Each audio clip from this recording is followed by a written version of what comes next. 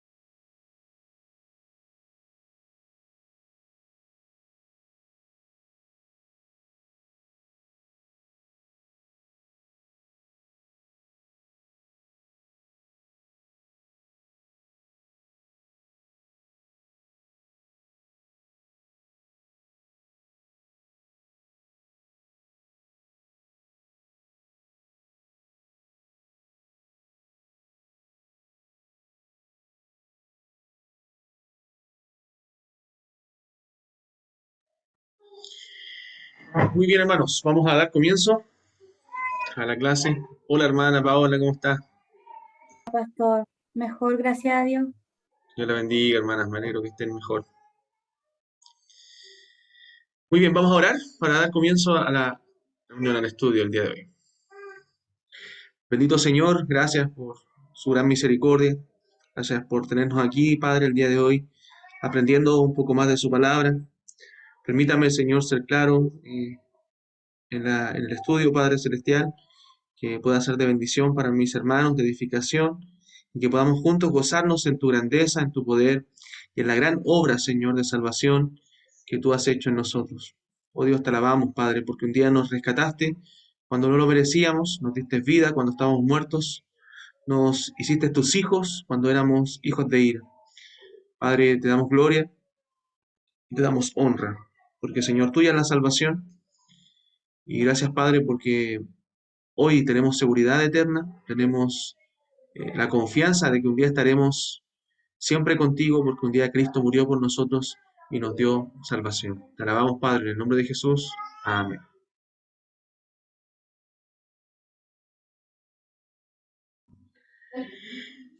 Ya. eh, Vamos a la sexta clase ya.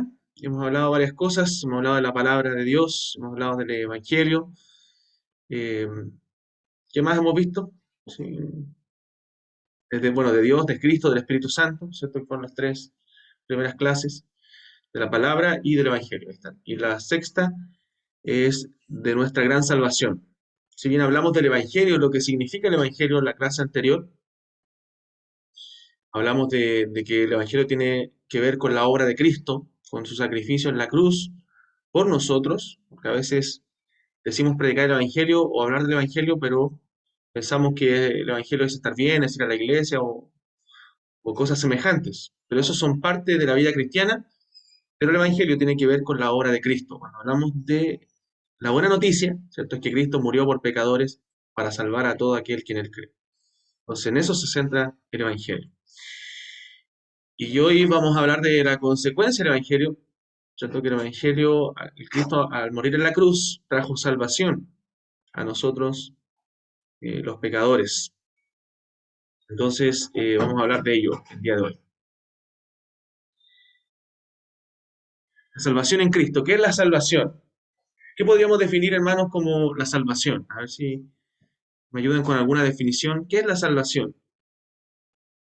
Pues siempre usamos la palabra salvación, ¿cierto? Y a veces las personas no cristianas no entienden. Salvos, salvación. ¿Salvos de Salvos de qué? salvos de la ira de Dios. ¿Ya? ¿Salvos de la ira de Dios? ¿Cómo más podríamos definir la salvación? ¿Qué es la salvación? Rescatados, ¿Ya? ¿Rescatados? ¿Rescatados un de qué? rescate ¿Rescate de qué? de la muerte eterna y de la separación de Dios por siempre, ¿Ya? de Muy la bien, presencia de Dios para siempre. Sí. bien.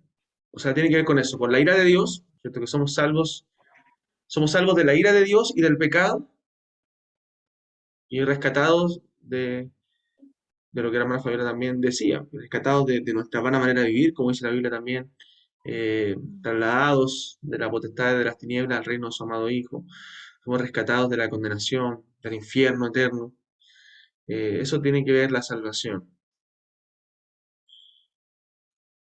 Entonces, pero definiendo lo que es la salvación en sí, lo que ocurre en el momento de mi salvación, la salvación es la obra sobrenatural, milagrosa a través del cual el hombre es rescatado de la esclavitud del pecado mediante la obra expiatoria de Jesucristo en la cruz del Calvario, hecho una nueva criatura, justificado y adoptado como hijo de Dios. No, te quiero enfatizar bien esto, que la salvación es una obra sobrenatural de Dios, no es una decisión del hombre. Hoy día un evangelio liviano, ¿cierto? La pone como una decisión del hombre, decide ser salvo. Si bien lo he dicho en muchas oportunidades, la salvación implica creer, que es un acto de la voluntad. La salvación no es meramente una decisión del hombre, es una obra sobrenatural de Dios, donde Dios obra en el corazón del hombre, donde Dios abre el entendimiento y el corazón para que el hombre ahí pueda decidir, pueda creer en Cristo. Pero si Dios no obra sobrenaturalmente por medio del Espíritu Santo, entonces es imposible que el hombre pueda ser salvo. ¿Va a creer? Porque la salvación es del Señor, dice la Biblia. De hecho, dice la Biblia que Cristo es el autor y el consumador de la fe. Entonces no podemos tener fe si no es a través de Cristo, si no es por la obra de Dios. Entonces es una obra sobrenatural y milagrosa. La palabra salvación viene de la palabra griega soter, por eso en teología sistemática el estudio de la salvación se llama soteriología. Cuando usted estudia, ¿cierto? La doctrina de la salvación es soteriología, porque viene de la palabra griega soter, que significa liberación, preservación, sanidad, prosperidad, felicidad, rescate, bienestar. Tiene un significado bien amplio la palabra salvación. De hecho, ojo, porque en la Biblia no siempre la palabra salvación significa la salvación del alma. Eso debemos tenerlo claro, para no malinterpretar algunos versículos. Por ejemplo, 1 Timoteo 2, cuando habla de la mujer, recuerden que dice, no permito a la mujer enseñar ni ejercer dominio sobre el hombre, porque Adán fue formado primero, después Eva, y luego dice, pero se salvará engendrando hijos si permaneciera en fe, santificación, como modestia. No sé si se acuerdan de ese versículo que habla que la mujer se salvará engendrando hijos. Entonces uno diría, si ese texto habla de la salvación del alma, entonces la mujer se salva cuando engendra hijos. Entonces las que no pueden tener hijos no son salvas. No, está hablando tiene otra connotación ahí la palabra salvación. Y ahí es preservación, que también significa la palabra salvación, preservación, soter. No solamente se refiere a la salvación del alma, a ser preservado por Dios de la condenación o rescatado, sino también a ser preservado en cuanto a la descendencia. Por ejemplo, el texto está diciendo que Eva había cometido pecado, dice que la mujer cayó en transgresión, dice el texto, pero luego dice se salvará engendrando hijos. O sea, ella tenía un estigma de haber pecado, pero ese estigma será sacado, ¿cierto? Y ella será preservada si cumple el rol que Dios le ha dado. O sea, el rol de la mujer será reivindicado, está diciendo el texto, si ella cumple la labor que Dios le ha dado. ¿Cierto? Que primeramente es su familia, su hogar, vivir en piedad. Entonces eso está diciendo el texto, pero la palabra que usa ahí es salvará. Pero no está hablando necesariamente de la salvación del alma. Entonces uno tiene que, según el contexto, saber distinguir cuando está hablando de la salvación del alma y cuando está hablando de la salvación espiritual, la salvación que tenemos en Cristo. Obviamente la mayoría de los versos habla de la salvación eh, del alma. Entonces eso es importante clarificar. Recuerden que si van teniendo dudas, abran el micrófono e interrumpan, ¿ya? Entonces, hermano mío, la salvación en la Biblia también es una posesión presente con una realización más plena en lo futuro. O sea, la Biblia habla en algunos versículos que nosotros tenemos salvación, por gracia somos salvos, pero a veces la Biblia pareciera decir que la salvación la vamos a alcanzar un día. O sea, que todavía no tuviéramos salvación, como si fueran en futuro. Y es porque es ambas. La salvación la tenemos hoy, somos salvos ahora, en el momento en que creemos en Cristo, pero también seremos salvos cuando experimentemos los beneficios finales de esa salvación que hoy día tenemos. Entonces la Biblia habla de la salvación hoy y habla de la salvación de manera futura. Mire, leamos estos pasajes en Romanos 13.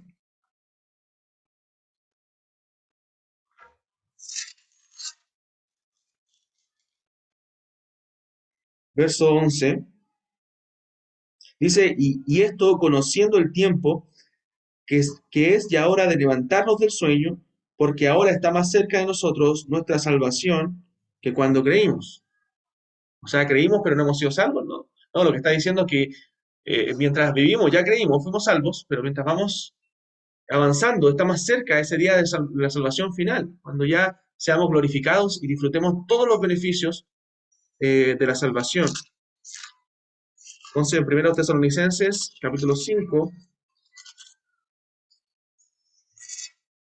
versos 8 y 9, dice, pero nosotros, que somos del día, seamos sobrios, habiéndonos vestido con la coraza de fe y de amor y con la esperanza de salvación como yelmo. Porque no nos ha puesto Dios para ira, sino para alcanzar salvación por medio de nuestro Señor Jesucristo. O sea, no es que no hemos alcanzado la salvación, sino que un día la alcanzaremos final y plenamente. Entonces, en otros versos habla como la que la tenemos ahora y otros como la que la alcanzaremos. ¿Por qué? Porque disfrutaremos de esos beneficios finales de la salvación. O sea, cuando Cristo venga y nuestro cuerpo sea glorificado, entonces nuestra salvación estará completa. Por eso dice la Biblia que el que comenzó la buena obra en vosotros, en el día de nuestra salvación, la va a perfeccionar hasta el día de Jesucristo.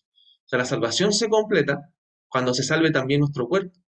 Porque la salvación no solamente fue salvada nuestra alma, sino nuestro cuerpo también, que será redimido un día. Ana Fabiola, parece que iba a hacer una pregunta. No, pastor, justamente iba a decir ese mismo versículo, el que comenzó la buena obra, porque en el fondo el Señor nos va perfeccionando en esta tierra mientras estemos como peregrinos, digamos, para hacernos más a la imagen de su Hijo, pero eso va a ser completado cuando nuestros cuerpos sean transformados, glorificados. Exactamente. En la presencia. Y ahí entendemos el verso que no está hablando de perder la salvación, sino que está hablando en ese contexto, ocupados de vuestra salvación con temor y temblor. O sea, trabajemos en la obra que Dios sigue haciendo en nosotros, en nuestra santificación. Dios nos salvó y sigamos ocupándonos en esa salvación con temor y temblor. Sigamos trabajando en ella, trabajando en nuestra vida en la obra que Dios está haciendo. O sea, hay una responsabilidad nuestra de santificarnos, porque la Biblia misma lo señala, pero sabiendo que a la vez Dios soberanamente está completando la buena obra en nosotros. ¿Cuál es el orden de la salvación? Que en latín se usaba la palabra ordo salutis. ¿Cuál es el orden de la salvación? Si bien la salvación es una obra completa, es un acto que ocurre en el momento en que nosotros creemos, pero hay una serie de eventos, de acontecimientos que ocurren en el momento en que somos salvos. Sabemos que número uno, ¿por qué somos salvos? Porque hemos sido elegidos desde antes de la fundación del mundo. Ese es el primer paso, ¿cierto? Eso fue en la eternidad pasada. Cuando el Señor decretó, como lo vimos en el estudio pasado, en sus decretos, que nosotros íbamos a ser salvos. Eso se llama elección soberana o predestinación. Efesios 1 habla de eso. Pero luego, en el tiempo, cuando ya se cumple el tiempo, primero somos llamados. O sea, Dios nos llama a la salvación. En el momento que creemos, o sea, nos llama a través de una predicación, obviamente a través de su palabra siempre, abre nuestro entendimiento, abre nuestro corazón para nosotros ser llamados. Y en ese momento que somos llamados, cuando Dios nos ilumina, somos regenerados. O sea, ocurre toda esa transformación interna que nosotros no vemos, que somos hechos nuevas criaturas en la obra de la salvación. Como cuando Dios abrió el corazón de Lidia, ¿cierto? Para que entendiese lo que Pablo decía. Ella entendió porque Dios comenzó ahí a transformar cuando abrió su entendimiento todo su ser, a regenerar.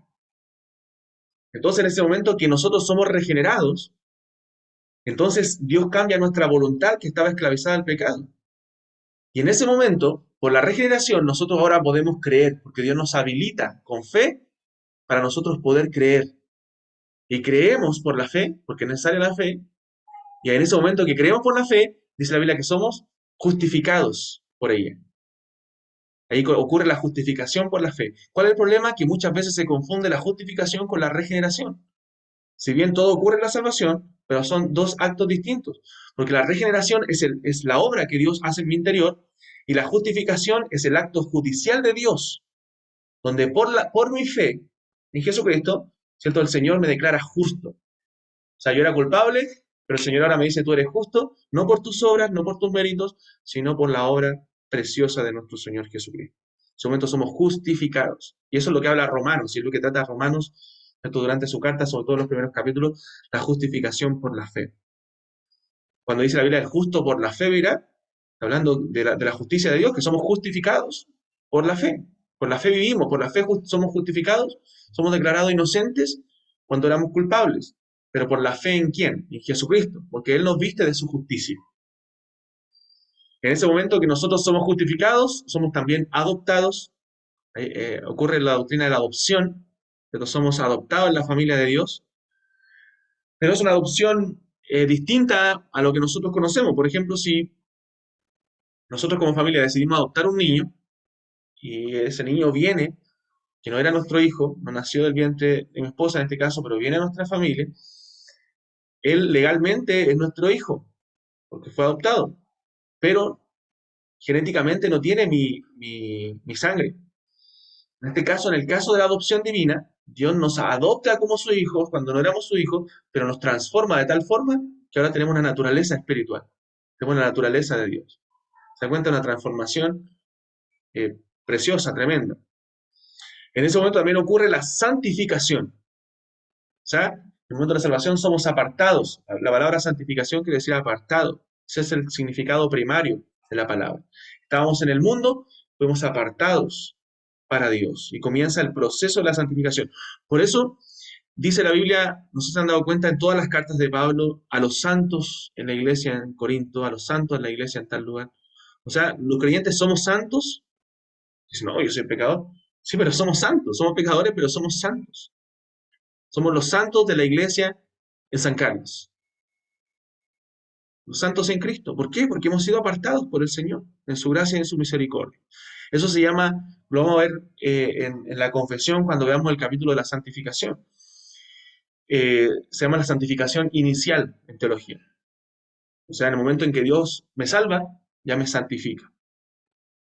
Y Corintios dice, le llama a los corintios, a los santos llamados a ser santos. Bueno, ¿somos santos o somos llamados a ser santos? Ambas cosas. Porque en ese momento ocurre la santificación inicial para comenzar durante toda mi vida cristiana lo que se llama la santificación progresiva. O sea, comienzo a santificar mi vida hasta el día de Cristo donde reciba la santificación final. O sea, en teología siempre se divide la santificación en tres partes: inicial, progresiva, final. En el momento de mi conversión, soy apartado, soy santificado, para comenzar a ser santificado progresivamente y en el día final recibir la santificación plena, cuando ya no habrá más pecado en nosotros. ¿Entienden? Creo que sí. Si tienen dudas, me avisan. Amén. Bueno, y ahí el Señor nos ayuda a perseverar. Miren, la preservación, la perseverancia que proviene de Dios. Él nos guarda, dice Judas, sin caída. Dice, recuerdan en 1 de Juan que dice, salieron de nosotros, cuando habla de los falsos maestros, los que no eran creyentes de la apostasía, dice, salieron de nosotros porque no eran de nosotros. Y nota la característica que da Juan. Porque si hubieran sido de nosotros, dice, hubiesen permanecido con nosotros. O sea, la característica de un verdadero creyente, a diferencia de un falso creyente, es que persevera. ¿Pero por qué persevera? Porque Dios lo preserva. Perseveramos, pero porque Dios nos preserva. A Dios nos guarda. ¿Recuerdan el caso de Pedro? El caso más claro en la Biblia es el de Pedro. Cuando Jesús ora por él, le dice, Pedro, Satanás te ha pedido para zarandearte como trigo, pero yo he rogado por ti para que tu fe no falte. ¿Por qué Pedro perseveró después a pesar de ese gran error de haber negado al Señor, porque Cristo oró por él para que él volviera. Una vez vuelto, Jesús dijo, confirma a tus hermanos. O sea, Pedro iba a perseverar, pero no porque dependía de él, porque era igual, su pecado era muy parecido al de Judas. La diferencia era que era un verdadero creyente. Y la parte final de la salvación Pastor, es la glorificación. ¿Sí? perdón, disculpe, Alejandra por acá. Sí, hermano. Mire, con respecto a la perseverancia y la santificación progresiva, ¿hay alguna diferencia? Sí. Bueno, es parte de la santificación, es parte de la santificación la perseverancia del creyente, eh, pero yo podría haber puesto ahí mejor la preservación en vez de perseverancia. O sea, la santificación tiene que ver con la obra que hace el creyente de santificar su vida, como la Biblia nos dice que somos santos, llamados a ser santos, o cuando el Señor dice en 1 Pedro, así como el Señor es santo, sed vosotros también santos en vuestra manera de vivir. O sea, hay una demanda hacia nosotros los creyentes de santificar nuestra vida. Hay una responsabilidad de santificarnos. Pero en el caso de la preservación, es Dios quien nos preserva finalmente. O sea, son ambas cosas. Tanto nosotros tenemos que santificarnos, como también Dios nos está preservando en esa santificación. Entonces tiene mucha relación, pero la Biblia habla de ambas. Mucha relación la santificación con la perseverancia o preservación. Pastor, esa preservación también se refleja en que dice que las ovejas nadie las arrebata de su mano. Claro, claro, son versos que van de la mano con la preservación, con la perseverancia del creyente, la perseverancia de los santos. ¿Por qué perseveramos? Bueno, porque Dios nos preserva en su mano, donde nadie nos puede arrebatar de la mano del Padre. Eh, las ovejas que el Padre le dio, Él no va a perder ninguna. Entonces, lo vamos a ver después en el estudio, porque vamos a tocar ese tema ahora. Espero que podamos terminar. Y la parte final, bueno, es la glorificación. Eso cuando se termine la salvación, en el día final, ¿cierto? Seremos glorificados. Usted dice, ¿qué pasa si muero antes? Bueno, la Biblia dice que los que mueren antes de que Cristo venga, su alma es santificada. Su alma es perfeccionada al momento que muere y va en gloria. Pero esa alma va a esperar un día la perfección también, o la glorificación más bien, del cuerpo. El cuerpo también ha sido salvado por el Señor. O sea, el día final nos presentaremos en cuerpo y alma delante del Señor. Pastor, Sí, hermano. una pregunta, Pastor. Mire, mientras hablaba usted, me vino a la mente un tema. Cuando dice Apocalipsis, por ejemplo, de la gente que va a ser apóstata, lo que apostatarán de la fe, esas personas no van a perseverar en los caminos del Señor. Esas personas, al final, no es que tenían una fe verdadera, ellos, porque si no perseverarían hasta el final. Sí, o sea, la apostasía tiene que ver con la desviación de la fe. Y la apostasía es de no creyentes. O sea, un creyente no puede apostatar de la fe.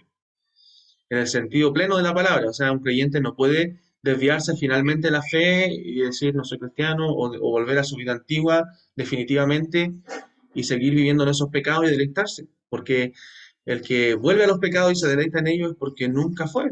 Porque la misma palabra lo dice. Ahora, ¿puede el creyente desviarse por algún tiempo, decaer de su fe, apartarse? Tiempo, sí, sí, tenemos ejemplos de eso. Quizás nosotros mismos hemos pasado por esa experiencia de desviarnos por algún tiempo en nuestra etapa, ya sea de juventud, los primeros años de cristianos, de desviarse, aún a veces estando en la misma iglesia. Eh, pero finalmente el Señor enriela nuestro camino en algún momento de la vida. Y esa es la característica de un verdadero creyente, que el Señor lo preserva, el Señor va en búsqueda de él. Como Adán, como con Adán lo hizo, ¿cierto? Cuando pecó, que fue en búsqueda de Adán. Pero bueno, es obra del Señor, donde el Señor hace preservar. Ahora, si usted me dice, no es que él algún día profesó fe, pero ahora está apartado, pero es un creyente alejado, bueno, mientras él no muestra arrepentimiento y vuelve a los caminos del Señor, no está mostrando que es un creyente alejado, lo que está mostrando es que no es un creyente.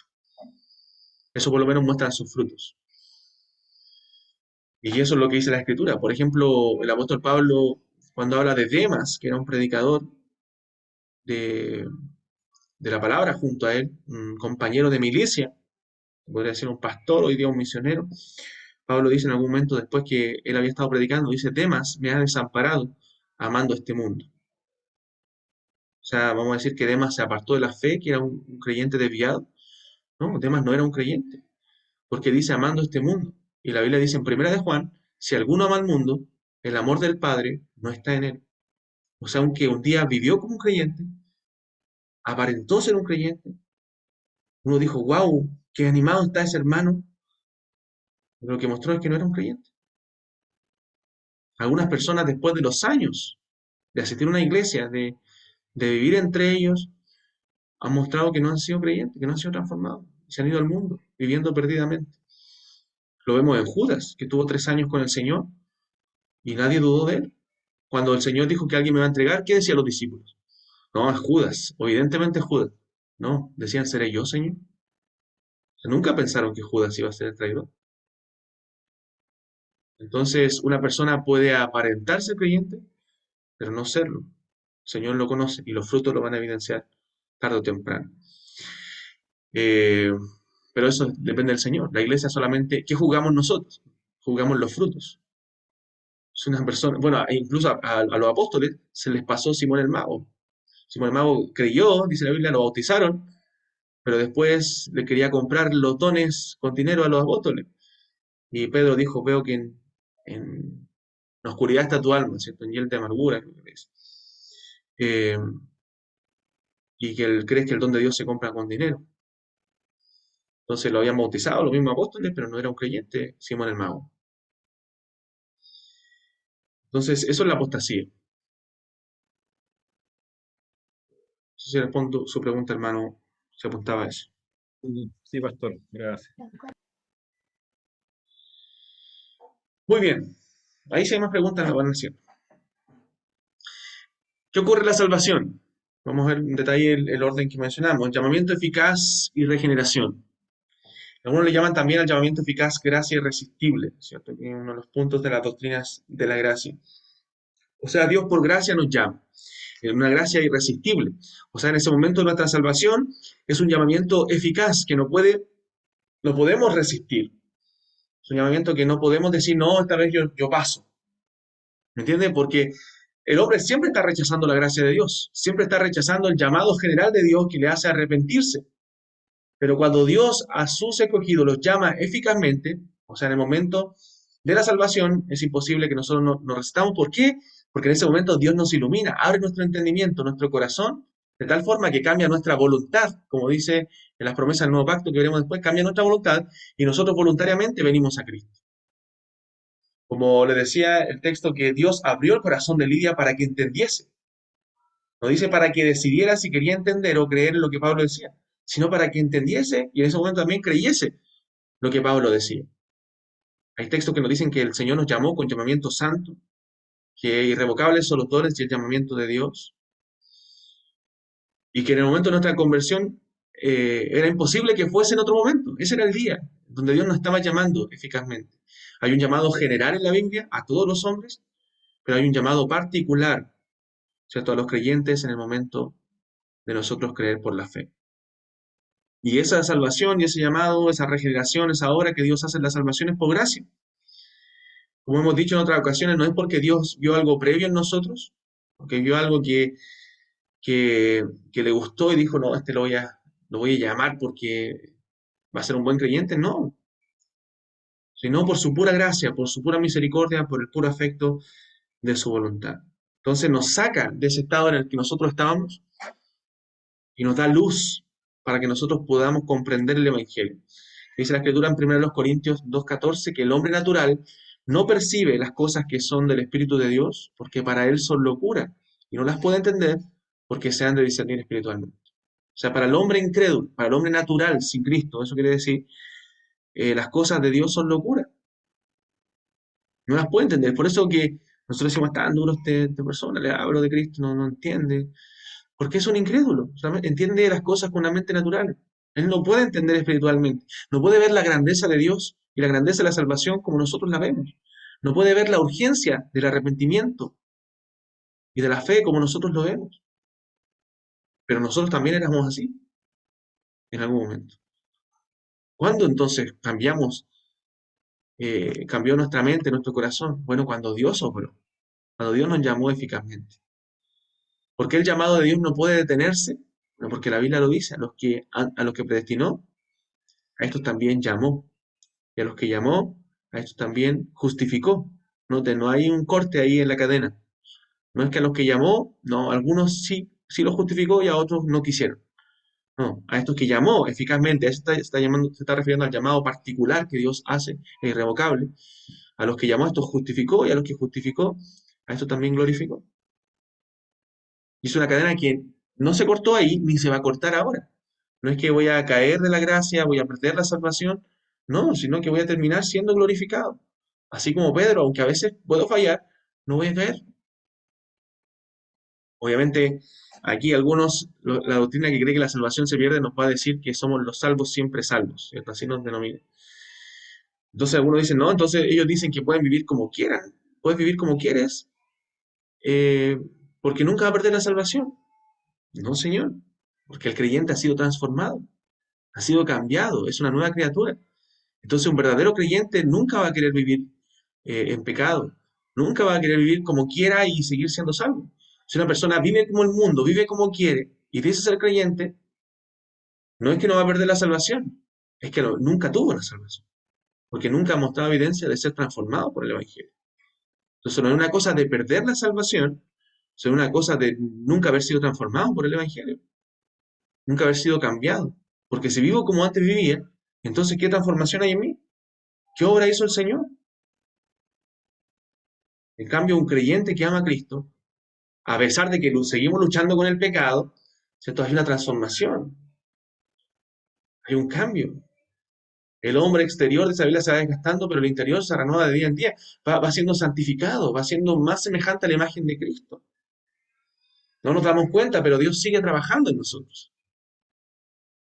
A veces incluso decimos, pucha, no hay cambio, no veo que no crezco, no más, pero Dios está trabajando aún en eso, porque no está conformando a la imagen de Cristo. Entonces, antes nosotros estábamos en oscuridad, en tinieblas, no podíamos entender lo espiritual, estábamos muertos en delitos y pecados, pero Dios nos iluminó, nos rescató, nos sacó de la condición en la que nos encontrábamos y nos dio vida eterna, nos dio salvación en Cristo. ¿Qué hace Dios? En ese momento Él cambia nuestra voluntad y nuestras inclinaciones. Porque algunos dicen, ustedes creen que los que creen la doctrina de la gracia, dicen, los que no creen, nos dicen los que creemos, entonces ustedes creen que Dios trae obligado a la gente, porque Dios lo llama como una gracia irresistible. Aunque no quiera el hombre, lo trae arrastrando. No, no creemos eso porque la Biblia no dice eso. El hombre siempre está rechazando a Cristo, siempre está rechazando la gracia de Dios, pero lo que Dios hace en el momento de la salvación, en la regeneración, es cambiar todo nuestro ser. Cambia nuestra mente y cambia nuestra voluntad. De tal forma que cuando nosotros somos llamados, venimos voluntariamente. Nadie nos obligó a ir a la iglesia, nadie nos obligó a creer, nosotros venimos voluntariamente. ¿Pero por qué venimos voluntariamente? Porque Dios cambió mi voluntad, porque antes mi voluntad no quería venir a Cristo. Yo no quería arrepentirme. Yo no me veía tan malo. No veía mi necesidad de Cristo, pero Dios cambió mi voluntad, porque me hizo una nueva criatura. Y ahora yo vengo a Cristo voluntariamente. Nadie me arrastró, me obligó. Yo vine, pero porque el Señor me cambió. Por eso dice Efesios 2:10, hablando de la salvación, que somos hechura suya. O sea, Dios cambió todo en nosotros. Él nos creó espiritualmente, creados en Cristo Jesús para andar en buenas obras. Note, después de que somos creados en Cristo, somos una criatura, ahí andamos en buenas obras, las cuales Dios preparó de antemano para que anduviésemos en ellas. O sea, aún las buenas obras fueron obras del Señor. Entonces el hombre es transformado y ahí el hombre acude en plena libertad a Jesucristo. Y bueno, tenemos las promesas del nuevo pacto que son dadas a nosotros, ahí están en Jeremías capítulo 31, versos 33 y 34, y en Ezequiel 36, 26, donde el Señor nos dice que en el nuevo pacto en Cristo, a los creyentes, nos daría un corazón nuevo, o sea, cambia nuestro corazón de piedra por un corazón de carne, dice el texto, y pondrán espíritu nuevo dentro de nosotros, o sea, el espíritu ahora mora en el creyente en el momento de la salvación. La ley escrita en nuestros corazones, Él escribió su ley en nuestros corazones de tal forma que nosotros amamos cumplir la ley de Dios, amamos cumplir los mandamientos de Dios. Ya no son una carga como lo eran antes, ya no son imposibles de cumplir para nosotros como lo eran cuando estábamos sin Cristo. Un creyente puede obedecer la ley de Dios, los mandamientos de Dios, porque Cristo dijo que en Él su yugo es fácil y ligera es su carga. Y Cristo dijo, si me amáis, guardad mis mandamientos. Y sus mandamientos no son gravosos para el creyente verdadero. El conocimiento personal de Dios, la promesa del nuevo pacto, dice el texto, y yo seré a ellos por Dios, y ellos me serán por pueblo, y todos me conocerán. O sea, los verdaderos miembros de la iglesia de Cristo, todos conocen al Señor. Y Él es nuestro Dios.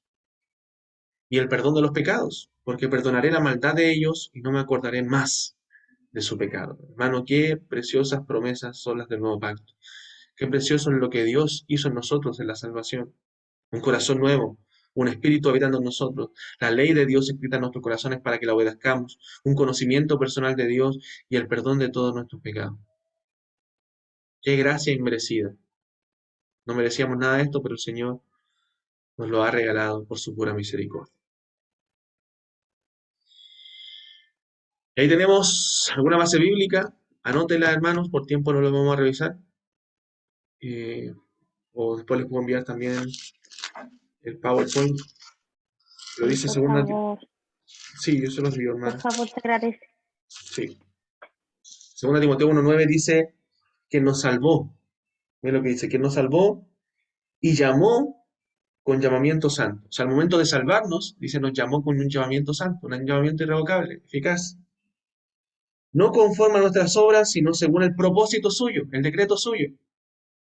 Y la gracia que nos fue dada en Cristo Jesús antes de los tiempos de los siglos. O sea, esa gracia fue dada de antes de los tiempos. Estaba destinado ya que esa gracia fuese dada a nosotros. En Tito capítulo 3, versos 5 al 7 dice, nos salvó no por obras de justicia que nosotros hubiéramos hecho, sino por su misericordia, por el lavamiento de la regeneración y por la renovación en el Espíritu Santo, el cual derramó en nosotros abundantemente por Jesucristo nuestro Salvador, para que justificados por su gracia viniésemos a ser herederos conforme a la esperanza de la vida eterna. Entonces el Señor nos ha llamado eficazmente y nos ha regenerado por la obra del Espíritu Santo. ¿Quién es el que hace la obra de regeneración? En nosotros el Espíritu Santo. Recuerden que en el plan redentor de Dios, en los propósitos soberanos de Dios, en el decreto de Dios, Él estableció que el Padre, y la Biblia lo dice así, el Padre es el Salvador, es el planeador de la salvación. Él es el que nos amó de ante la fundación del mundo, el que nos escogió. El Hijo es quien ejecutó el plan de Dios, muriendo en la cruz por amor, por nosotros. Él murió en la cruz, es por eso que no podemos decir en oración, gracias Padre porque moriste en la cruz. A veces nos equivocamos, ¿cierto? Orando de esa forma, pero es Cristo quien murió en la cruz, no el Padre. El Padre fue el que entregó a su Hijo a morir en la cruz. El Hijo fue el que murió. Y el Espíritu Santo fue el que, o es el que reparte esa salvación que Cristo ganó en la cruz. Es el que nos da la salvación, nos santifica y obra en nosotros hasta el día de hoy y permanece con la iglesia. Entonces, tenemos una vasta evidencia que la salvación no es una obra del hombre, es una obra de Dios. No hay ningún mérito humano en la salvación. Por eso dice, no por obras, para que nadie se gloríe. No es por la obra humana, no es por mérito humano, para que no haya jactancia humana, para que no haya vanagloria, sino para que toda la gloria se la lleve aquel que es digno de recibir la gloria, que es el Señor. Entonces, la única contribución del hombre en la salvación es su pecado. Lo único que contribuimos nosotros es el pecado, para que la salvación fuese posible. Todo lo demás es obra de Dios. Aún la fe es don de Dios. Aún el arrepentimiento es don de Dios. ¿Sí? ¿Cómo si yo me arrepiento? Sí, obviamente es un acto de la voluntad y tú te arrepientes. Pero Dios obró en ti para que tú te arrepientes. De hecho, cuando en Hechos, creo que es el capítulo 11, cuando los apóstoles judíos se enteran que el Evangelio también había llegado a los gentiles, a través de Pedro, con la predicación de Cornelio, dicen los apóstoles, wow, nos alegramos de que a los gentiles nos gozamos, nos regocijamos en que a los gentiles Dios también le haya dado el don del arrepentimiento. O sea, el arrepentimiento es un don de Dios, y Hechos 11 lo dice. ¿Por qué? Porque Dios abre el corazón para que nosotros podamos arrepentirnos. Si Dios no me ilumina con su palabra, entonces yo no puedo arrepentirme porque estoy ciego. Soy un incrédulo, soy un hombre natural. Pero cuando Dios obra en mí, entonces yo me arrepiento y creo en Jesucristo. ¿Debemos demandar al hombre arrepentimiento y fe? Por supuesto. Siempre en la predicación arrepienta, se cree en Jesucristo. Pero sabemos en nuestra teología, y yo cuando estoy predicando sé en mi mente, que si Dios no obra en esa persona, es imposible que se arrepienta y crea. Entonces, ¿respondemos voluntariamente? ¿Respondimos en el momento de creer voluntariamente? Cuando en ese momento de nuestra salvación. Sí, respondimos voluntariamente. Pero es porque Dios nos capacitó para ello. Dice Filipenses que Dios produce en nosotros así el querer como el hacer, según su buena voluntad. ¿Vamos bien hasta ahí? Muy bien, la justificación, parte de la salvación. La justificación. Es una doctrina importante. Este es el corazón del Evangelio, lo dijimos la otra vez en el estudio del Evangelio. La justificación por la fe es el centro del Evangelio. Recuerda lo que dijo Pablo en Romanos. Porque en el Evangelio, la justicia de Dios se revela por fe y para fe, como está escrito. Se cita 3 veces en el Nuevo Testamento el pasaje de Habacuc: el justo por la fe vivirá. Entonces, doctrina cardinal: ¿cómo el hombre es justificado delante de Dios? Y responde preguntas como el hombre puede reconciliarse con Dios, cómo un Dios santo puede perdonar a pecadores sin dejar de ser santo, justo y bueno, que lo dijimos la vez anterior en el estudio del Evangelio. Entonces, es una doctrina fundamental de la fe cristiana. Es una de las 5 solas de la fe evangélica, ¿cierto? La sola fide. Solo por medio de la fe el hombre puede ser justificado. Entonces, el hombre solo por la fe puede obtener esa declaración judicial de Dios de justo. Y hay muchos textos que nos hablan de la justificación por la fe. Romanos 5, 1 y 2. Justificados pues por la fe, tenemos paz para con Dios por medio de nuestro Señor Jesucristo, por quien también tenemos entrada por la fe a esta gracia en la cual estamos firmes y nos gloriamos en la esperanza de la gloria de Dios. O sea, ¿cómo tenemos paz con Dios? Por medio de la justificación por la fe, porque somos justificados por la fe. Y siempre va a decir la Biblia, cuando hable de la justificación, por medio de Jesucristo, en Cristo. Segunda Corintios 5:21, el que no conoció pecado, por nosotros lo hizo pecado, para que nosotros fuésemos hechos justicia de Dios en él. O sea, fuimos justificados en él. ¿Por qué? Porque Cristo pagó por nuestro pecado. Romanos 3:21 al 28. Pero ahora, aparte de la ley, se ha manifestado la justicia de Dios, testificada por la ley y por los profetas, la justicia de Dios por medio de la fe en Jesucristo, para todos los que creen en él. Porque no hay diferencia por cuanto todos pecaron y están destituidos de la gloria de Dios, siendo justificados gratuitamente por su gracia, mediante la redención que es en Cristo Jesús, a quien Dios puso como propiciación por medio de la fe en su sangre para manifestar su justicia, a causa de haber pasado por alto en su paciencia los pecados pasados con la mira de manifestar en este tiempo su justicia, a fin de que Él sea el justo y el que justifica al que es de la fe de Jesús. ¿Dónde está pues la jactancia? Queda excluida. ¿Por cuál ley? ¿Por la de las obras? No, sino por la ley de la fe. Concluimos pues que el hombre es justificado por la fe sin las obras de la ley. Entonces Pablo desarrolla esta tesis en el libro de Romanos, que el hombre no es justificado por sus obras, sino solamente por la fe en Jesucristo. No es por las obras, sino por la obra preciosa de Cristo. Él es el único que puede, ¿cierto?, pagar por nuestro pecado. Gálatas 2:16, sabiendo que el hombre no es justificado por las obras de la ley, sino por la fe de Jesucristo, nosotros también hemos creído en Jesucristo para ser justificados por la fe de Cristo y no por las obras de la ley, por cuanto por las obras de la ley nadie será justificado. Solo el hombre no puede alcanzar la salvación por sus méritos, por mucho que haga, porque aún sus justicias, dice la Escritura, son como trapo de inmundicia delante de Dios. No alcanzan, no son suficientes, ni por muy buenas obras que haga un hombre para querer alcanzar la salvación. Es imposible, son insuficientes. La única obra suficiente para alcanzar el favor de Dios es la obra de Cristo. Y a través de ella nosotros podemos ser justificados. Entonces, siempre la teología cristiana conservadora, la iglesia de Cristo, en la historia, ha creído y afirma que la fe es la causa instrumental para la justificación por la fe, para ser justificado delante de Dios. O sea, si no hay fe, es imposible agradar a Dios. Si no hay fe, es imposible que el hombre sea declarado justo. Entonces, por la fe nos apropiamos de los méritos de Cristo. La fe es el vehículo. Recuerden que por gracia de Dios somos salvos, es obra de Dios, pero la fe es el vehículo que nos lleva, ¿cierto?, a Cristo y a Dios a través de Cristo.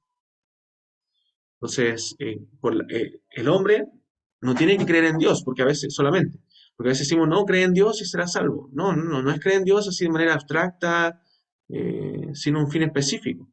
Porque muchos pueden decir creer en Dios, creer que Dios existe. Nosotros creemos en Dios, pero basados en la obra de Cristo. O sea, creemos que la obra de Cristo nos lleva a Dios. Jesús dijo, nadie viene al Padre sino por mí. Entonces creemos en Dios por medio de la muerte de Cristo, del sacrificio de Cristo, por medio de la persona de Cristo. Entonces cuando invitamos a la gente a creer, cuando demandamos a la gente a creer en Cristo, o sea, creer en Dios, le decimos que sea a través de Cristo. O sea, tú debes creer en Cristo para ser salvo, porque Cristo es la puerta. No basta con creer en que Dios existe, porque aún los demonios creen, dice la Biblia, y tiemblan. Entonces necesitan creer a través de Cristo, a través de la obra de Cristo. Entonces cuando una persona es salva, es cuando cree, cuando pone su confianza en que solo Cristo puede salvarle. Cristo es el único camino que le puede llevar a la salvación y al Padre. Era pecado contra Dios, que solo Cristo puede darle salvación y vida eterna. Entonces él se apropia de los méritos de Cristo. Él cree que el sacrificio de Cristo es suficiente para salvarle a él. Él dice por la fe que Cristo puede salvarle a través de su sacrificio. Pero si no cree en Cristo, entonces no puede ser salvo. No puede ser salvo. Salvación es a través de Cristo. En ningún otro hay salvación, dice Pedro, porque no hay otro nombre bajo el cielo de los hombres en que podamos ser salvos. Entonces Cristo es la esperanza de vida eterna.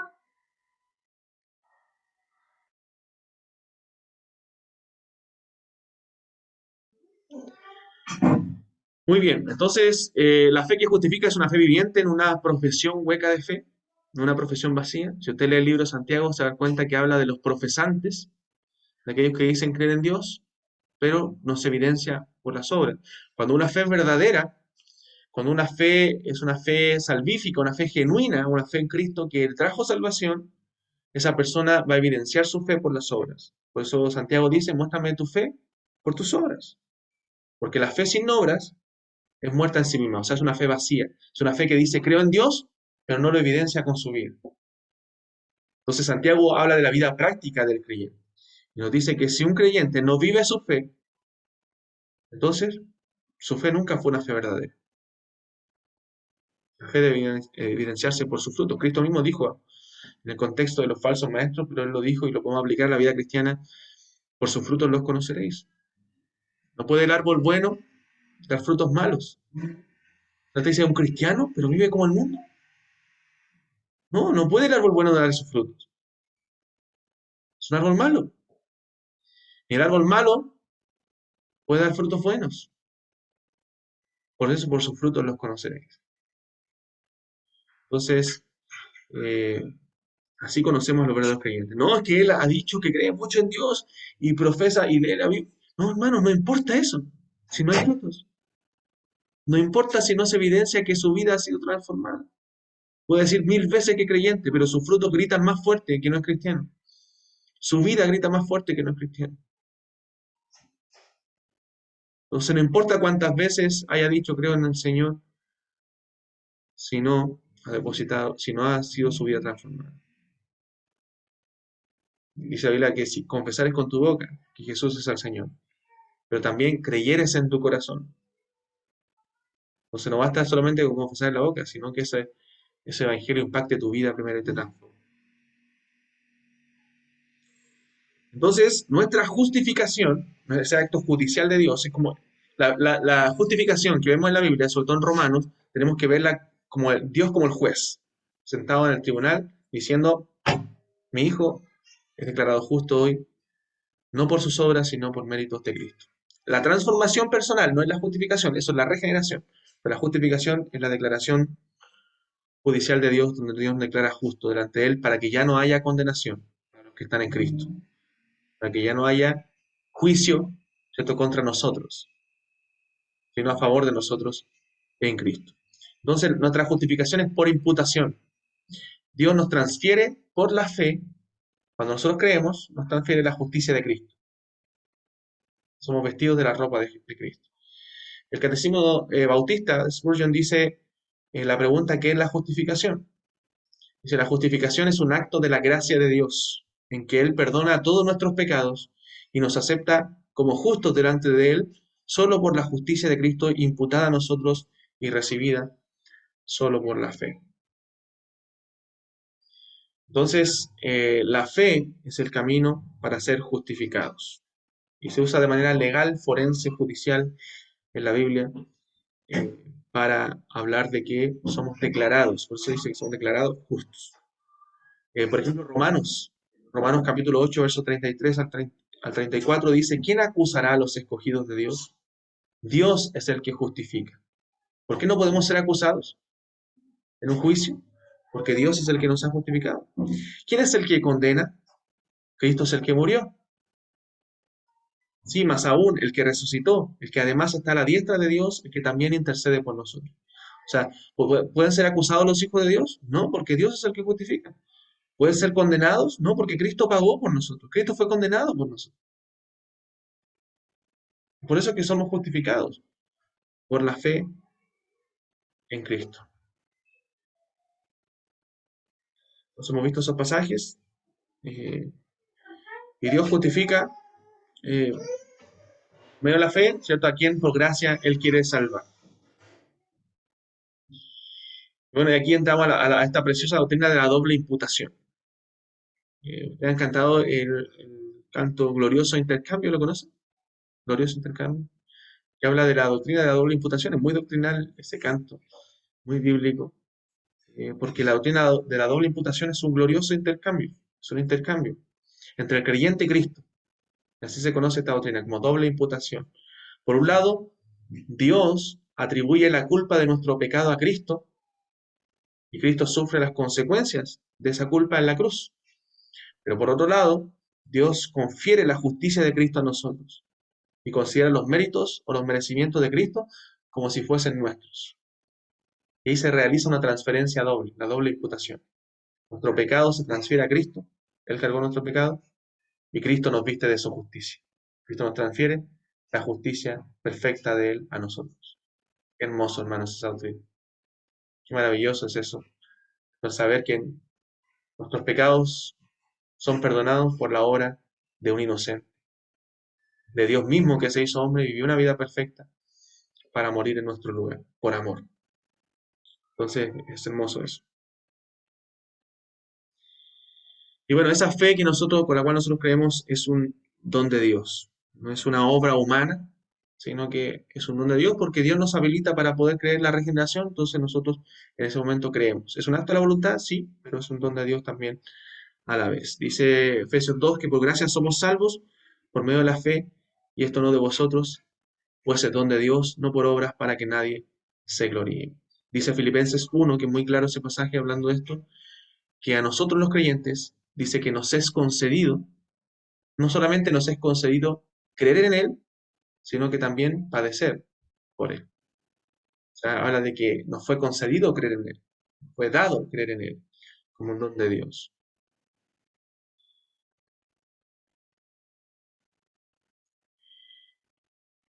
¿Qué es la fe en Jesucristo? Nuevamente el Catecismo Bautista dice la respuesta. Recuerden que los catecismos son medios por lo cual se enseñaba a través de preguntas y respuestas. Habían catecismos menores y catecismos mayores. A veces catecismo suena como una palabra de la Iglesia Católica, pero no, es evangélica. Lo usaba la Iglesia cristiana. Siempre, bueno, y la Iglesia Católica también. pero se usaba para enseñar a niños y adultos en base a preguntas y respuestas. Catecismos menores para los niños, catecismos mayores para los adultos. Entonces, los niños aprendían mucha doctrina y aprenden mucha doctrina a través de los catecismos, obviamente, evangélicos, cristianos. Y bueno, los bautistas también tenemos un catecismo basado en la confesión de fe. ¿Qué es la fe en Jesucristo? Dice una de las preguntas. La fe en Jesucristo es una gracia salvadora por medio de la cual recibimos y confiamos en Él únicamente para salvación, como lo anuncia el Evangelio. Entonces, también entra dentro de la gracia de Dios de salvación la fe. Y bueno, toda la gloria en la salvación es del Señor. Dios ha hecho todas las cosas para su gloria, y en la salvación de los hombres, si bien somos beneficiados nosotros, y Dios lo hizo por amor a nosotros, finalmente Él se lleva la gloria en todo esto, porque Él es merecedor de la gloria, de principio a fin. De hecho, las 5 solas de la fe evangélica, que no solamente es de la fe reformada, sino la fe evangélica en general, que nacen posterior a la Reforma Protestante, hablan de la salvación y de la fe cristiana. Por ejemplo, dice que sola escritura, ¿cierto? Que en la escritura está reflejado los medios de salvación. Sola gratia, una de las solas, que esa salvación es solamente por la gracia de Dios. Sola fide, eso es solamente por medio de la fe, esa salvación. Solus Christus, que esa es por obra de Cristo. Y la cumbre de la pirámide, Soli Deo Gloria, que todo eso es para la gloria de Dios. Eso es el fundamento de la fe cristiana evangélica. Entonces, la salvación es para la gloria de Dios. 1 Corintios 1, 30 y 31 dice, mas por obra suya. Pastor, ¿Sí? Pastor Gabriel, y le pregunto por desconocimiento, ¿qué relación tienen las 5 solas con las doctrinas de la gracia? ¿O son sinónimas? No, no son sinónimos, pero sí tienen relación. Bueno, las 5 solas son lo que la Iglesia de Cristo posterior a la Reforma, posterior a la obra que hicieron los reformadores de redescubrir, ¿cierto?, la doctrina evangélica enterrada, o la doctrina cristiana enterrada, ¿cierto?, que la Iglesia Católica la tomó, la doctrina bíblica, la enterró, y los reformadores lo que hicieron es desenterrar, ¿cierto?, en un periodo de oscuridad, la doctrina bíblica, la justificación por la fe, por ejemplo, que la Iglesia Católica no practicaba ni creía, sino hablaba de una salvación por obras, por méritos, por indulgencias. Entonces la desentierran, y es a lo que se concluye, posterior a esa obra de los reformadores, que esta doctrina de la salvación se resume, o la doctrina cristiana, en 5 solas. Es solo la Escritura, contrario a la enseñanza católica romana, que también usaba la tradición de la Iglesia, ¿cierto?, y muchas otras cosas. Solo Cristo, ¿cierto?, que solo a través de Cristo y no de la Virgen, no de los santos, no del Papa, solo por fe, por la fe del creyente, no por medio de indulgencias o obras que pueda hacer el creyente, solo por gracia y para la gloria de Dios. Entonces, todas estas solas nacen de esa ataque, ¿cierto?, a la doctrina católica romana, que enseñaba todo lo contrario, ¿cierto?, lo contrario a las 5 solas de la salvación. La doctrina de la gracia tienen que ver más con la soberanía de Dios en la salvación. Tienen que ver es como, por ejemplo, quienes no conocen, no creen la doctrina de gracia, saben que son salvos, ¿cierto? Y bueno, conocen lo que Dios ha obrado en su ser, ¿cierto? Y que Él ha tenido fe para salvación. Alguien lo dijo así, es como viajar de un punto a otro. No sé, yo viajo de aquí a Santiago, pero yo viajé y abrí mis ojos en Santiago. Me dormí, ¿cierto? Y abrí mis ojos en Santiago. Llegué a Santiago, pero no vi nada del viaje. No tiene nada de lo que ocurrió ahí, sino que me dormí, llegué allá, abrí mis ojos allá. Pero cuando yo conozco la doctrina de la gracia, ¿cierto?, es como que yo vi todo el viaje, todo lo que ocurrió ahí, conocí, ¿cierto?, que Dios había obrado en mí antes de la fundación me había escogido antes de la fundación del mundo, ¿entiende?, que lo hizo por amor, que después me llamó, ¿me entiende? Entendí todo el proceso. La doctrina de la gracia hace eso, que uno pueda entender el proceso desde antes de la fundación del mundo que Dios hizo para mi salvación. Y que todo eso me lleva a decir, Dios es soberano, la gloria es de Él, ¿cierto? Y yo por gracia soy salvado. O sea, me lleva, creo yo, a ser más agradecido. Para los que no conocen los puntos de la doctrina de la gracia, que también es conocido como el punto del calvinismo, es la depravación total del hombre, el punto número 1, ¿cierto? El llamamiento eficaz o la gracia irresistible, la expiación particular, la elección incondicional y la perseverancia de los santos. Son 5 puntos doctrinales de lo que enseña la fe reformada en este caso, los que nos adherimos a lo que la reforma, ¿cierto?, causó o redescubrió de la Biblia del 1517 en adelante. Pueden estudiarnos ahí más profundamente. En algún momento haremos una serie exclusivamente de la doctrina de la gracia en la iglesia. Pero lo hemos mencionado ya en los estudios de la confesión de fe, porque ahí están reflejados también. La confesión de fe nuestra se adhiere a la doctrina de la gracia. Y cuando hablamos del decreto de Dios, ¿cierto?, hablamos de la elección o la predestinación, que es uno de los puntos de la doctrina de la gracia, ¿cierto?, la elección incondicional de Dios. Que Dios, antes de la fundación del mundo, escogió a los suyos para salvación. Eso, hermana Marcia, no sé si la aclaré un Sí, poquito o la muchas confundí gracias. más. No, muchas gracias. Ya. Súper. Muy bien, entonces, Dios merece la gloria, ¿cierto? Y se lleva la gloria en la salvación. La gloria es de Él y no nuestra.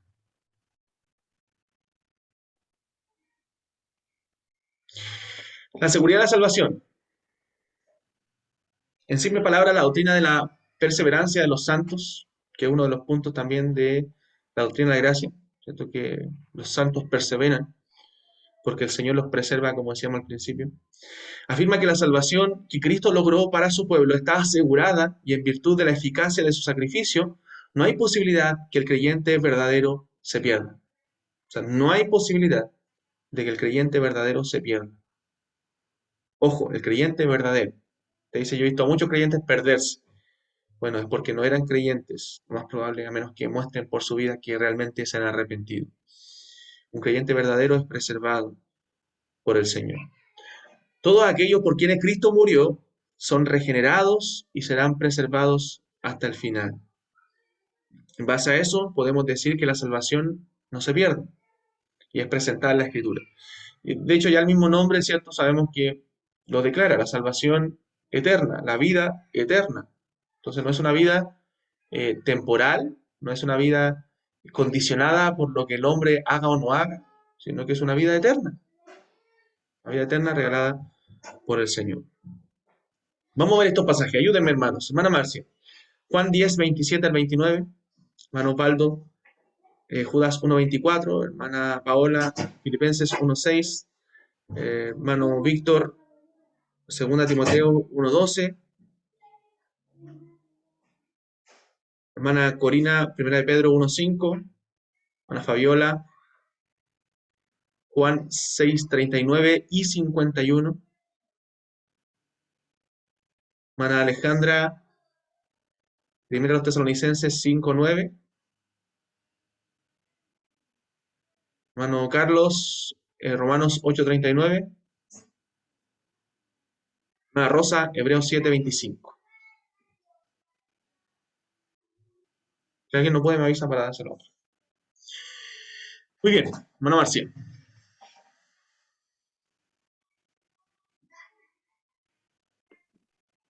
Juan 10, 27. Mis ovejas oyen mi voz y yo las conozco y me siguen. Al 28 29. creo que también. Al Ya, 29. perdón. Ya, de nuevo. Mis ovejas oyen mi voz y yo las conozco y me siguen, y yo les doy vida eterna y no perecerán jamás, ni nadie las arrebatará de mi mano.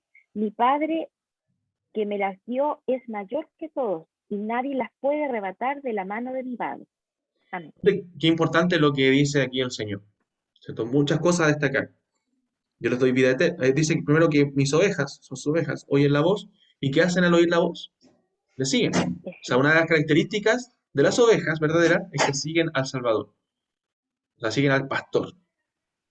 Por lo tanto, han sido cambiadas, han sido transformadas y viven para seguir a su Salvador, para obedecer a su Salvador, que es Cristo, a su buen pastor. Yo les doy vida eterna, dice el Señor, y una característica, no perecerán jamás. No caerán jamás. Ni nadie las arrebatará de la mano de mi Padre. Nadie las puede quitar de la mano del Padre. Luego dice, bueno, nadie las arrebatará de mi mano, primero dice Cristo, y nadie las arrebatará de la mano de mi Padre. O sea, estamos doblemente asegurados, tanto como en el Padre y en el Hijo. Entonces, es una vida eterna. Como dije la otra vez, si estuviera solo ese pasaje, basta. O si estuviera solo Romanos 8, que no está aquí puesto, pero si estuviera solo Romanos 8, sería para mí suficiente. Romanos 8 dice, ¿quién nos separará del amor de Cristo? Y está hablando de la salvación. ¿Quién nos separará del amor de Cristo? Dígame, ¿quién? Según Pablo. Nada. Ni la muerte, ni la vida, ni lo ángel, ni principado, ni lo profundo, ni lo presente, ni lo porvenir. Nada nos puede separar del amor de Cristo. Y después Pablo, para ser más tajante aún y más determinante en lo que dice, por lo cual estoy seguro de que ni la muerte, ni la vida, ni ángeles, nada nos podrá separar del amor de Dios que es en Cristo Jesús, Señor nuestro. Nada. Entonces, para mí eso es suficiente para entender que la salvación no se pierde. Pero también entiendo que esos creyentes que no pierden la salvación viven vidas transformadas, no vidas en pecado. Siguiente pasaje, Judas 1:24. Dice, y aquel que es poderoso para guardaros sin caída y presentaros sin mancha delante de su gloria con gran alegría. Amén. Aquel que nos guarda sin caída. O sea, el Señor nos guarda para que el creyente no caiga de su gracia. Filipenses 1:6. Estando persuadido de esto, que el que comenzó en vosotros la buena obra, la perfeccionará hasta el día de Jesucristo. Amén. ¿Nos habla ese verso de la seguridad de la salvación? Por supuesto. Que el que comenzó un día, la va a perfeccionar ¿hasta cuándo? Hasta el día de Jesucristo. No hay una interrupción del hombre ahí. Donde Dios perfeccionará su obra. 2 Timoteo 1:12. Dice, por lo cual asimismo padezco esto, pero no me avergüenzo, porque yo sé a quién he creído, y estoy seguro que es poderoso para guardar mi depósito para aquel día. Amén. Pablo no dice que está en sus capacidades. Él dice, yo sé a quién he creído. Y que él, a quien ha creído, ahí está la fuente del poder, es poderoso para guardar mi depósito para aquel día. O sea, él lo va a preservar para aquel día. Sí, 1 Pedro 1:5.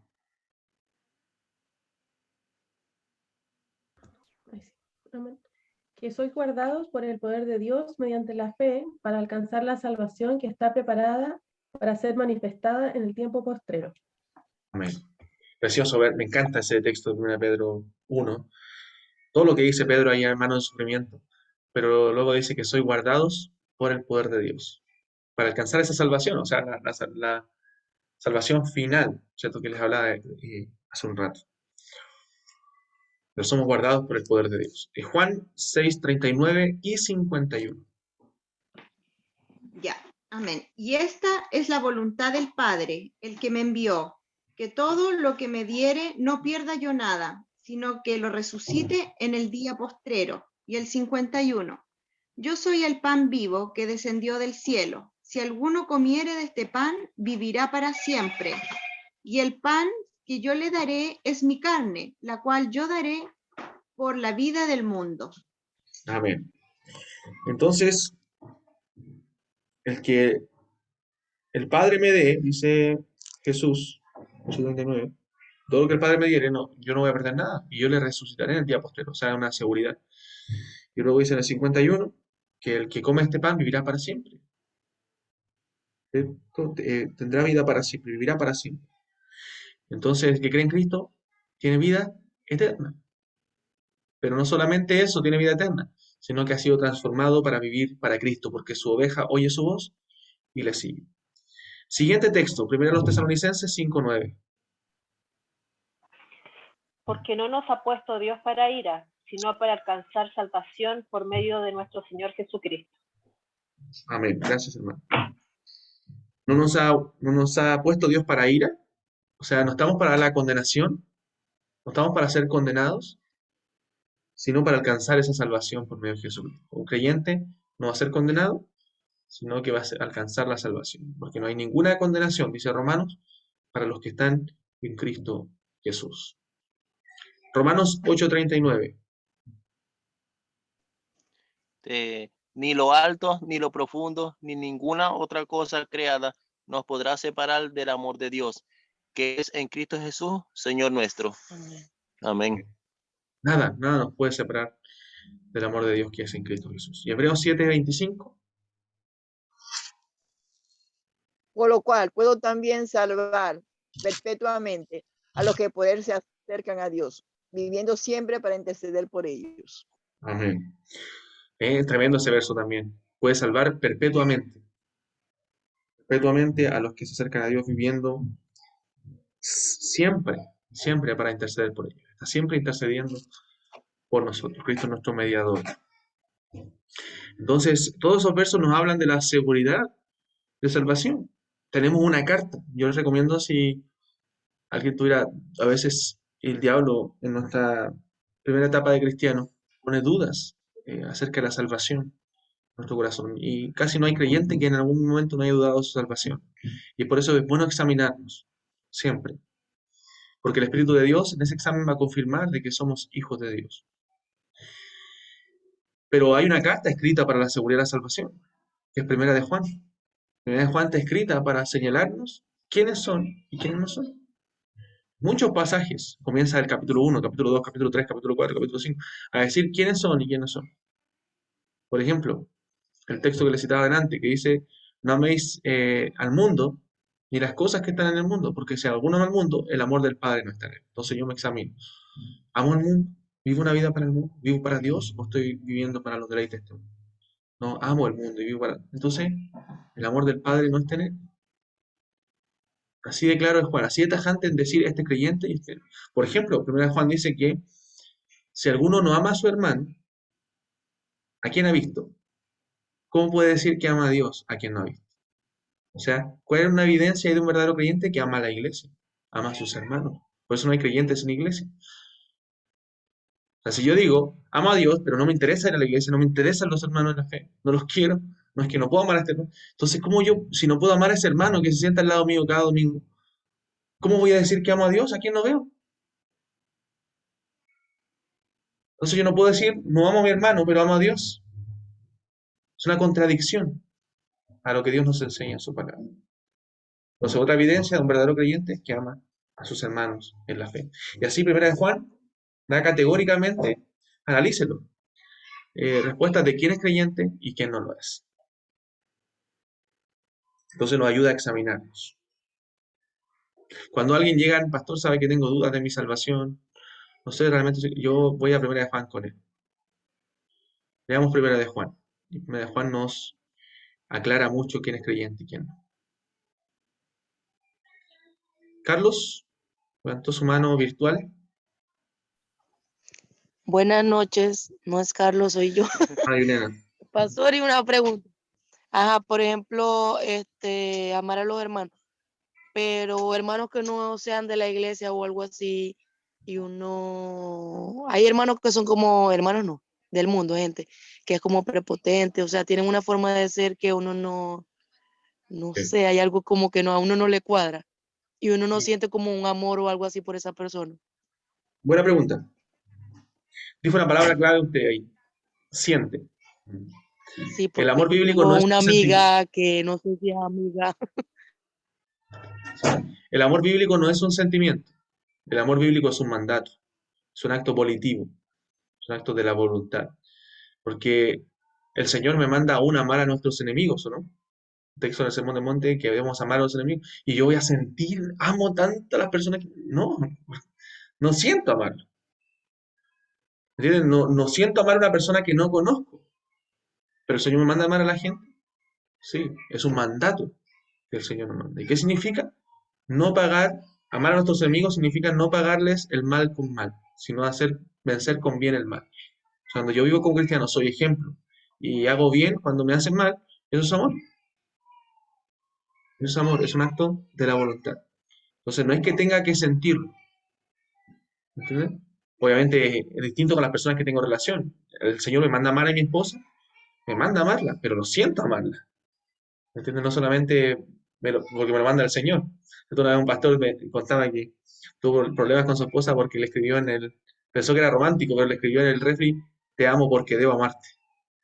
Pensó que era romántico, pero la esposa se sintió mal porque dijo que la amaba porque debía amarla, porque el Señor le mandaba, ¿no? Entonces ahí se equivocó, ¿cierto? Pero con la esposa y con los seres que tenemos relación, sentimos amarlo. Pero hay personas que no nos relacionamos. Entonces, tenemos que entender que el amor bíblico es primero un mandato. Primero un mandato. Entonces, es un acto de la voluntad. Yo decido amar. No es que no siento amar. Es por eso que en el matrimonio no puedo decir, no, no es que se me acabó el amor, ya no. No, porque la Biblia me manda a amar. Entonces, el amor bíblico nunca deja de ser. ¿Me entiendes? Entonces, nunca dejo de amar a mis hermanos. No es que no siento, no es que no tienes por qué sentir. Hazlo, ama, obra, haz Ya, bien al pero otro. está mal el sentir, o sea, me refiero a lo del sentir. No, el sentimiento es un acompañamiento del amor, pero no es la base del amor. ¿Entiendes? La base del Porque, o amor sea, a es... veces uno siente que uno no ama a una persona, que uno no puede estar como que donde está esa persona, porque esa persona le transmite a uno, no sé, algo que uno no quiere como que sentir. Sí, obviamente nos vamos a apartar de los caminos de los malos, ¿cierto? Aquellas personas que no me influencian para bien. Amar no significa que tengo que estar con esa persona. ¿Me entiendes? Me refiero a personas que hacen daño o que son de influencia negativa o no son creyentes, no necesariamente tengo que estar con ellos, pero amarlo significa que cuando me toque relacionarme con ellos, ¿cierto? Yo le ame predicando el evangelio, le ame siendo ejemplo, no pagando el mal con mal, sino venciendo con bien el mal. Y eso, amar, que no que tenga que estar con ellos. Ahora, distinto es con mi hermano en Cristo, ¿entiendes? Porque a ellos debo amarlos y debo hacer actos de misericordia con ellos porque me relaciono con ellos, por lo menos cada domingo, o sea, por lo menos. También con mi familia. Entonces, debemos redefinir el concepto del amor muchas veces en los cristianos, porque el amor no se siente solamente, el amor se vive, el amor se obedece. Entonces, si fuera un sentimiento simplemente, aún en el matrimonio es voluble, porque a veces siento más, a veces siento menos, a veces estoy más emocionado, a veces tengo muchas ganas de abrazar a mi esposa y estar todo el día abrazado, pero a veces tengo ganas de salir de la casa, ¿me entiendes? De ir a hacer cosas. Entonces, es voluble en ese sentido. Pero si dependiera de eso, mi amor, entonces también estaría arriba y abajo. No sé si la estoy embarrando, Osvaldo. Perdón. No se Bueno, sienten identificados con mi palabra. No, pero es verdad que las emociones son volubles. Por ejemplo, con el Señor, a veces tenemos ganas de orar y a veces no tenemos ganas de orar. O me va a decir que usted cada día tiene muchas ganas de orar. Sería mentiroso, porque a veces no tenemos ganas de orar. ¿Me entiende? Pero amamos al Señor, sí, incondicionalmente. Porque mi amor al Señor no depende de mi emoción. No depende si lo siento o no lo siento. A veces siento mucho, a veces no siento mucho. Pero mi amor al Señor no está condicionado a eso. ¿Me entiendes? Porque es un acto de la voluntad, es un mandato amar al Señor. Y debo amarle con todo mi corazón, con toda mi... ¿Me entiendes? Y lo mismo en todo ámbito. Así es el amor. Entonces, cuando yo amo de esa forma incondicionalmente, yo me entrego a esa persona. Me entrego al Señor, me entrego a mi esposa, me entrego a mis hijos y al prójimo, como la Biblia lo enseña. Ese es el amor de Cristo. Entonces, por ejemplo, hoy día, en base al amor del mundo, que otros se permiten pecados. El amor de Dios no tolera el pecado, por ejemplo. Entonces, el amor bíblico de los padres y los hijos no tolera el pecado. No, es que es mi hijo. No, el amor bíblico no tolera el pecado. Ni la relación de cónyuge, ni la relación de la iglesia. ¿No? El pecado no se tolera, porque ese es el amor bíblico, el amor correcto. Lo otro, que tolera el pecado no es amor. Por ejemplo, cuando en nombre del amor se hacen cosas ilícitas, eso no es amor. Como las películas románticas lo presentan, ¿cierto? No, que se vaya con el otro hombre porque están enamoradas, está linda su relación. No, hermano, eso no es amor. Eso es una mentira del diablo. Es una mentira del diablo. Y nos engañan, ¿cierto? Con las emociones, con nuestro corazón pecaminoso y nos hace creer que eso es bonito. Es horrible de los ojos de Dios. Entonces, el amor no tolera el pecado, el amor bíblico. Entonces, debemos amar con el amor de Dios, con amor bíblico. Eso. Termino con esto. La salvación en el Antiguo Testamento. Algunos dicen no, que la salvación era distinta en el Antiguo Testamento, pero no es así.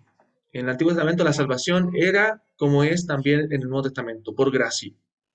Por gracia, por medio de la fe, por la obra del Espíritu Santo. Una persona podía ser salva en el periodo del Antiguo Testamento de la misma manera que una persona puede ser salva hoy en día. Es decir, la persona que vivió antes del tiempo de Cristo fue salvada por la gracia mediante la fe en un Redentor que habría de venir. La diferencia era que ellos creían en la promesa del Redentor que iba a venir. Y nosotros creemos en el Redentor que ya vino a morir por nosotros. ¿Entienden? Como la revelación en el Antiguo Testamento era progresiva, Cristo se iba revelando poco a poco hasta que viene Él. Entonces, lo que cambia es el tipo de revelación, de menos a más. O sea, por ejemplo, la revelación que tuvo Adán fue que en la simiente de la mujer iba a venir aquel que iba a herir a la serpiente que lo había engañado. Y en ese Redentor, en esa promesa de salvación, Adán tenía que creer, no conocía nada más. Pero, por ejemplo, Isaías ya tenía mucho más revelación. Sabía que la simiente de Abraham iba a ser bendita a toda la familia de la tierra. Ya a Isaías se le había revelado que iban a... a Miqueas en Belén iban a ser. Isaías dice que iban a ser de una virgen. ¿Se dan cuenta? Lo que cambia el tipo de revelación mientras iba avanzando el tiempo. Pero ellos tenían que creer en el Redentor que iba a venir. Esa era la diferencia. Ellos creían en el Cristo que iba a venir. Nosotros creemos en el Cristo que ya vino. ¿Cómo sabemos eso? Porque Romanos 4 nos habla de la justificación por la fe, y cuando nos habla de esa justificación, toma un ejemplo del Antiguo Testamento. Toma el ejemplo de Abraham. Abraham fue justificado por la fe, y nosotros también somos justificados como Abraham. O sea, la misma salvación, la misma justificación, por la fe. Solamente que ellos creían mirando la promesa. Y Hebreos 11 habla de eso, que ellos creyeron por la fe en lo prometido, ¿cierto? Y esperaban algo mayor, ¿cierto? Y ahí Hebreos 11 lo desarrolla de una manera hermosa, cómo estos hombres, por la fe, ¿cierto? Hicieron lo que hicieron esperando la promesa del Redentor, esperando la promesa de aquel que iba a venir a morir. Entonces, el requerimiento de la salvación desde que el hombre cayó siempre ha sido la fe, y en el medio de la salvación la gracia. Por gracia, por medio de la fe. Entonces, debemos comprender esta doctrina de manera bíblica, de manera correcta, para entender la gran obra, la gran magnitud de la obra de salvación.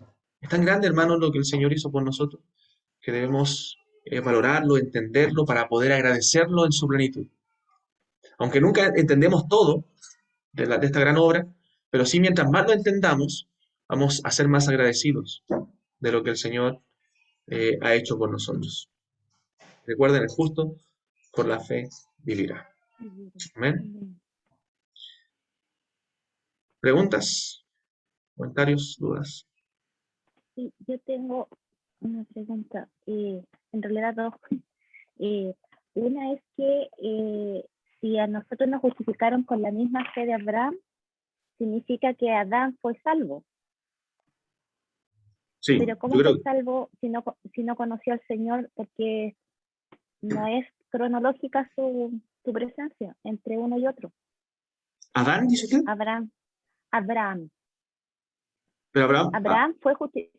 Sí, fue justificado por Abraham la fe. fue justificado por la fe, por lo tanto fue salvo. Ya, entonces la pregunta es, ¿cómo fue salvo por medio de Jesucristo que nos da la salvación si no lo conoció? Mire, vamos a un pasaje, Gálatas 3. El Nuevo Testamento nos da la respuesta. Gálatas 3.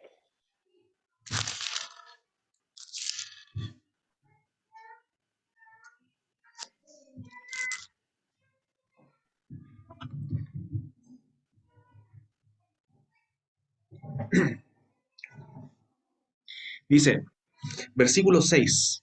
Gálatas 3, 6. Me gusta cuando las preguntas se responden con versículos bíblicos. O sea, hay versículos que responden ciertas preguntas claramente. Esta es una. Dice Gálatas 3:6, así Abraham creyó a Dios y le fue contado por justicia. O sea, fue justificado por la fe, eso está diciendo, ¿cierto? Sabed, por tanto, que los que son de fe, estos son hijos de Abraham. O sea, los que creemos son hijos de Abraham por la fe, espirituales. ¿Ya? Y la Escritura, mira lo que dice, previendo que Dios había de justificar por la fe a los gentiles, dio de antemano la buena nueva a Abraham. ¿Qué es la buena nueva? El Evangelio. Dios le dio a Abraham, le reveló a Abraham el Evangelio de antemano, diciendo, ¿en qué le reveló el Evangelio? ¿En qué tenía que creer Abraham? En ti serán benditas todas las naciones. O sea, cuando Dios le estaba diciendo a Abraham, en ti serán benditas todas las familias de la tierra, el Señor le estaba revelando el Evangelio.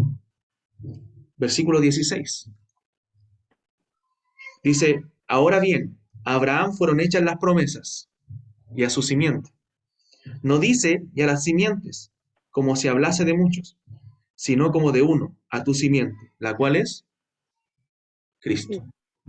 Y Dios le dijo a Abraham, en tu simiente serán benditas todas las familias de la tierra. Entonces Abraham tiene que haber entendido que esa simiente era Cristo, el Mesías en el cual él debía creer.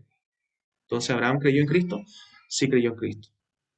Porque en esa simiente era Cristo, en la cual iban a ser benditas todas las familias de la tierra. Y esa era la revelación y la promesa que Abraham debía creer para...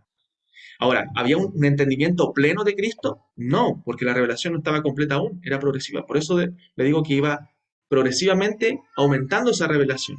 Pero debía creer en este evangelio que le había sido revelado a Abraham. Sí, ahí está revelado. En tus simientes serán benditas todas las familias en la tierra. Y esa simiente es ¿Se Cristo. puede interpretar eso de que a tu simiente significase que la salvación es solamente para esos, No. para los de la simiente de Abraham, ¿no? Ah, sí, la simiente es Cristo.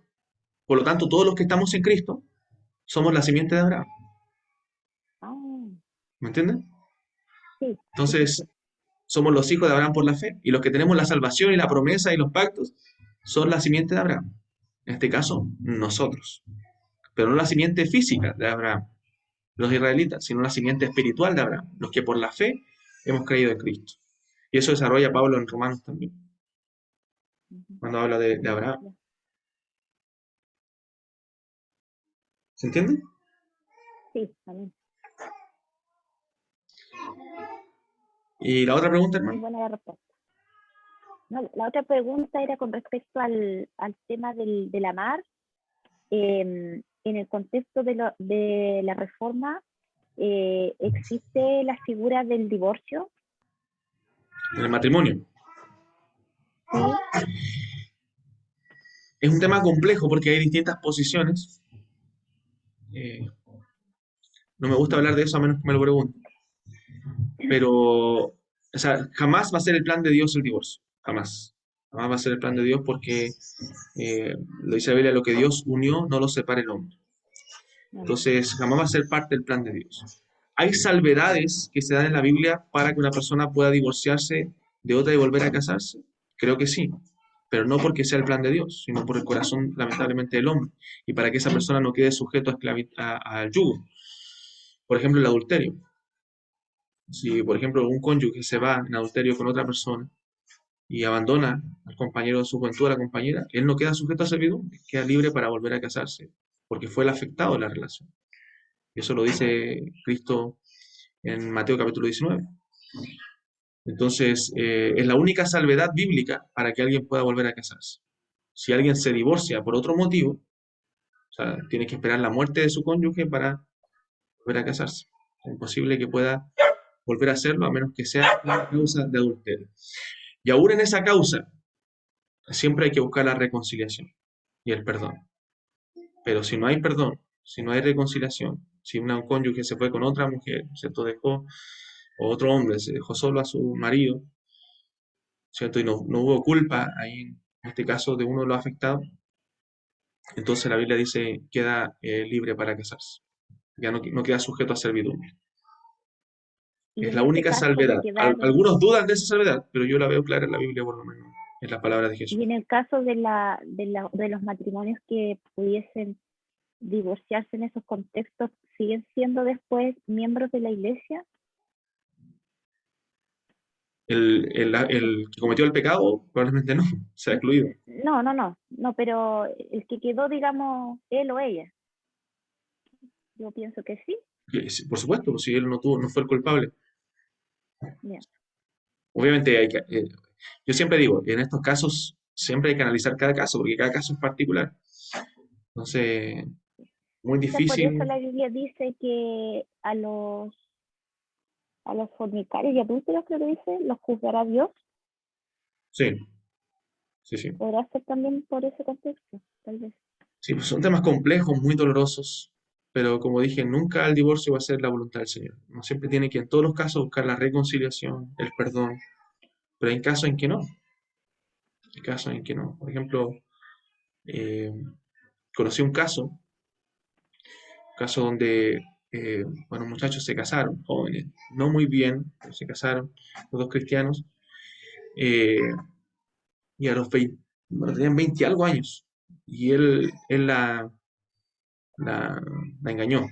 Entonces se fue con otra mujer, la dejó sola, con sus hijos, y bueno, la iglesia en ese caso le prohibió volver a casarse, o sea, le dijeron no podía casarse nunca más. Imagínense decirle eso a una joven de 27 años cuando la Biblia da una salvedad para eso, en casos de que esta mujer ha sido dañada por este hombre malvado, perverso, que no era creyente. Entonces, ¿cómo dejar esa condición? ¿Qué hizo la niña? Se fue a la iglesia, o sea, se fue y tenían esa prohibición en la iglesia. Algunos entienden así que no puede volver a casarse, pero yo veo en la Biblia en el caso de adulterio, solamente en el caso de adulterio, hay una salvedad del Señor Jesús para decir que el que se casa con ella no adultera, sino que está permitido. Pero obviamente, agotando todos los casos de reconciliación, agotando todas las posibilidades de que el matrimonio se salve. Y eso. Y tampoco con cualquier persona, ni de la noche a la mañana, sino siempre en el Señor. Amén. Gracias, pastor. Muy bien. ¿Alguna otra consulta? Oramos.